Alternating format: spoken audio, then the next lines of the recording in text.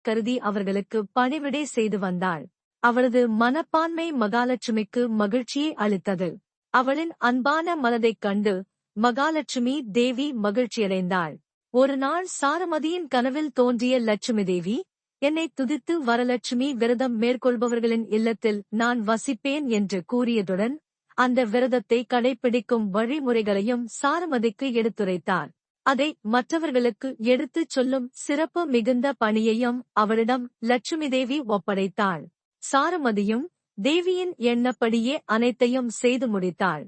சாருமதி வரலட்சுமி விரதம் இருந்து பல நன்மைகளை பெற்றாள். அதைக் கண்ட மற்ற பெண்களும் அந்த விரதத்தை கடைப்பிடிக்கத் தொடங்கினர். அதன் காரணமாக அந்த நாடே சுபீட்சம் அடைந்தது என்று புராணங்கள் தெரிவிக்கின்றன. நன்மைகளை பெற்றாள். அதைக் கண்ட மற்ற பெண்களும் அந்த விரதத்தை கடைப்பிடிக்கத் தொடங்கினர். அதன் காரணமாக அந்த நாடே சுபீட்சம் அடைந்தது என்று புராணங்கள் தெரிவிக்கின்றன. சித்ரநேமி என்ற கணதேவதை வரலட்சுமி விரதத்தை அனுஷ்டித்து தன்னுடைய குஷ்டரோகம் நீங்க பெற்றாள்.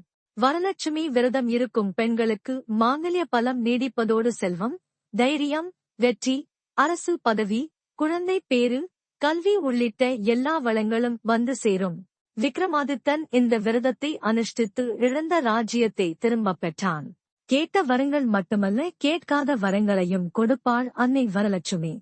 வரலட்சுமி தினத்தன்று அன்னம், பருப்பு, வடை, பாயசம், கொழுக்கட்டை, அப்பம், இட்லி முதலியவற்றுடன் பழவகைகளை நைவேத்தியம் செய்ய வேண்டும். வரலட்சுமி பூஜைக்கு கொழுக்கட்டை நைவேத்தியமே பிரதானமானது. வரலட்சுமி பூஜையின் போது அருகம்புல்லை தூவி வழிபட்டால் கூடுதல் பலன்கள் கிடைக்கும்.